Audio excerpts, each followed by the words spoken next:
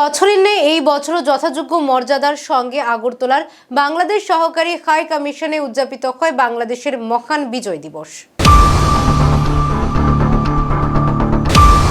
শনিবার বাংলাদেশের বিজয় দিবস উপলক্ষে প্রথমে আগরতলা দূতাবাস প্রাঙ্গণে বাংলাদেশ জাতীয় পতাকা উত্তোলন করেন সহকারী হাই কমিশনার আরিফ মাহমুদ। এরপর বাংলাদেশের রাষ্ট্রপতি, প্রধানমন্ত্রী, পররাষ্ট্রমন্ত্রী, পররাষ্ট্র প্রতিমন্ত্রী প্রেরিত লিখিত বাণী পাঠ করা হয়। এরপর মহান মুক্তিযুদ্ধের সকল আত্মত্যাগকারী শহীদদের স্মরণে বিশেষ দোয়া এবং প্রার্থনা করা হয়। বিজয় দিবস উপলক্ষে নির্মিত প্রামাণ্যচিত্র প্রদর্শন করা হয়। জাতীয় স্মৃতিসৌধ এবং বাংলাদেশের জাতীয় পিতা বঙ্গবন্ধু শেখ মুজিবুর রহমানের প্রতিকৃতিতে পুষ্পস্তবক অর্পণ করা হয়।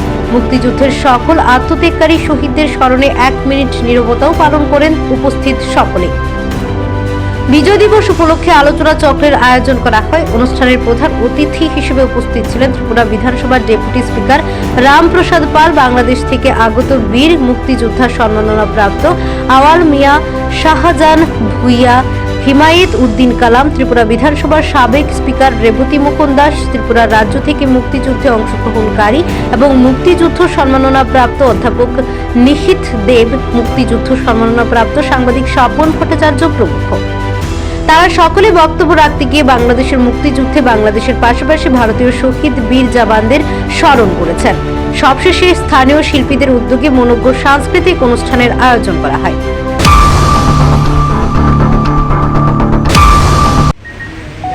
আজকের দিনটি সত্যি একটা দেশের জন্য একটা আত্মমর্যাদা এবং আনন্দের দিন, যে এমন একটা দিনে একটা দেশ জন্ম হয়েছে, একটা স্বাধীন হয়েছে, তার চেয়ে বড় বিষয় আর কিছু হতে পারে না।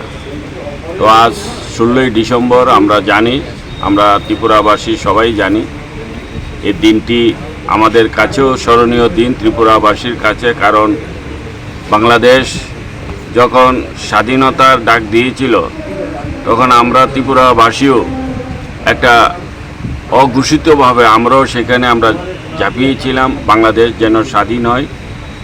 তো সেই কারণে আমাদের কাছেও একটা স্মরণীয় দিন আজকে 16ই ডিসেম্বর, এবং বাংলাদেশের 52তম আজকে বিজয় দিবস, মহান বিজয় দিবস।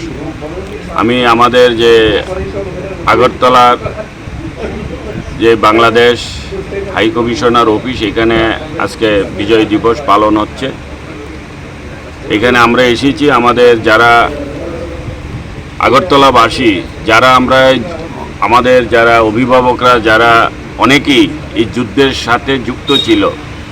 কিছুক্ষণ আগে আমাদের এই শহরের একজন আগরতলাবাসী এবং বিশিষ্ট শিক্ষাবিদ মিহির দেব মহাশয়, উনিও এই বাংলাদেশের যুদ্ধের সম্বন্ধে, মুক্তিযোদ্ধার সম্বন্ধে অনেক কিছু বলেছে। এটা আমাদের কাছে একটা, আমাদের জন্য একটা বিশেষ দিন। বিশেষ করে আমরা বাঙালি, আমরা বাঙালি জাতি হিসাবে একটা দেশ সম্পূর্ণ স্বাধীনতা পেয়েছে, এটা আমাদের কাছেও গর্বের বিষয়। এখানে এসেছি, আনন্দ পাচ্ছি। ধন্যবাদ। নিজস্ব প্রতিনিধি রিপোর্ট, এশিয়ার টাইমস।